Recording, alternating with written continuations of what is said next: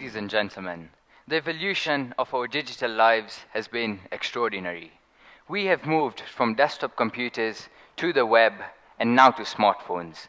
But we've also evolved from text to photos and now to video. But this isn't the final destination.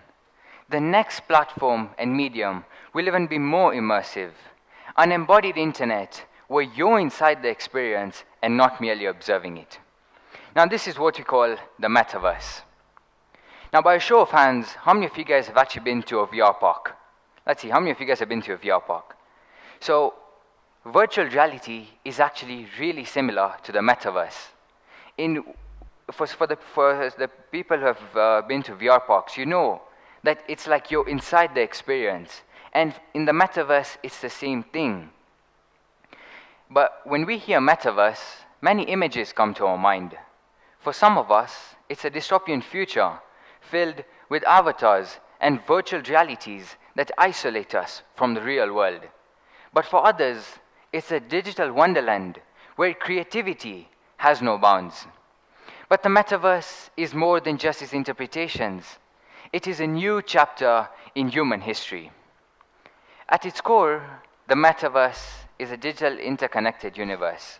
It's a collective space that has merged augmented reality, virtual reality, and the internet to provide us with this virtual space where we can create, innovate, and even socialize.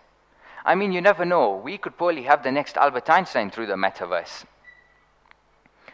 Now, how many of you guys know Facebook? Okay, I know it's quite behind our time, but let's see. How many of you guys know what Facebook is? Great. Now, the founder and CEO of Facebook, or that's recently rebranded to Meta, Mark Zuckerberg, he made a video showing us what the Metaverse will look like in the future. And I'm just going to give you an insight into the Metaverse. Now, just imagine being able to meet anyone from around the world, where it can feel like you're in the same room. The barriers of geography and time dissolve. Networking doesn't just become about LinkedIn profiles anymore, but it becomes about collaborating, innovating, and even creating.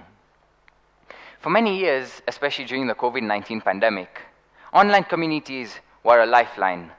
But in the Metaverse, this sense of belonging expands.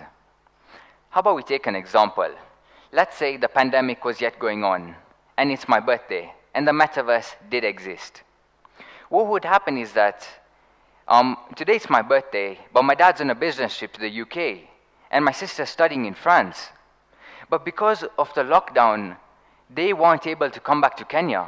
So how exactly was I meant to celebrate my birthday? I would probably join the Metaverse. Even they would join the Metaverse. So it could feel like we're in the same room, although we're miles apart.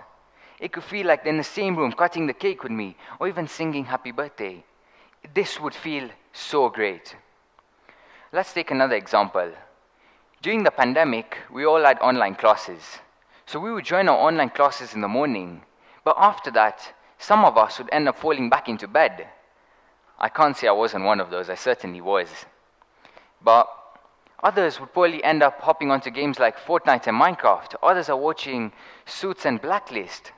So what happened is that during the pandemic, people lost focus. It's like education did not matter. Because, I mean, there was no teacher that was coming to your house to see what you're actually doing. But if the Metaverse did exist, it could feel like a real classroom. We certainly wouldn't enjoy that, but education has to continue. Let's say it's your chemistry lesson and the Metaverse did exist. So your teacher could decide, let's have a chemistry experiment today. So you could carry out neutralization reactions or even titration experiments. Or if it's your history lesson and you're learning about World War II, you can learn about these things by experiencing them and not just learning about it through textbooks. This way, education would become even more fun and you're even learning about it better.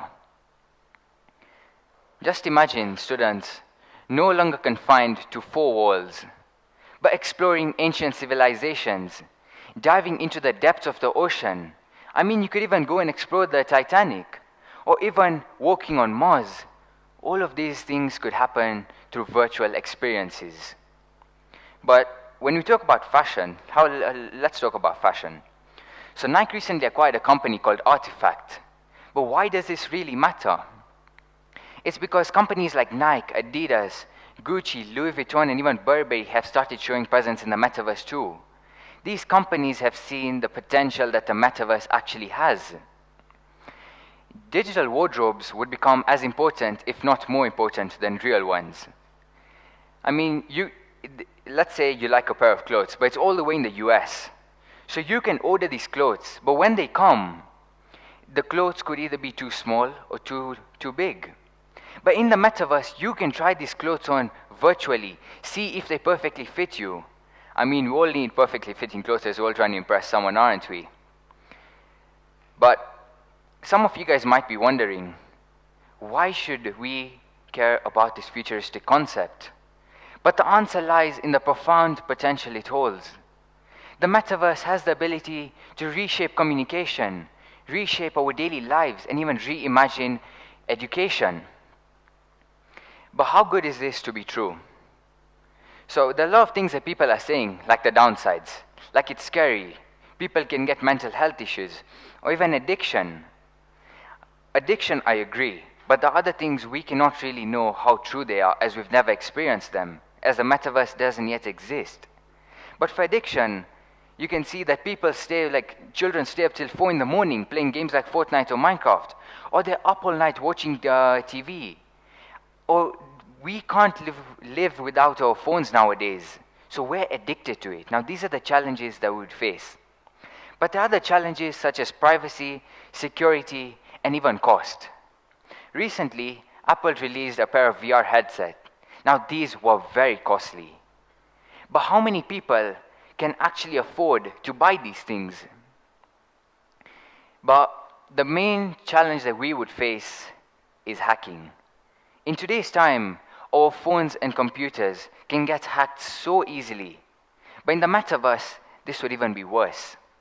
Because people can create fake accounts. You can be catfished as you do not know who is your friend and who is not. So we need to create guidelines that protect all users, regardless of their background. So in conclusion, the metaverse is coming and we need to embrace it. But let's just hope our avatars don't start demanding salaries. Thank you.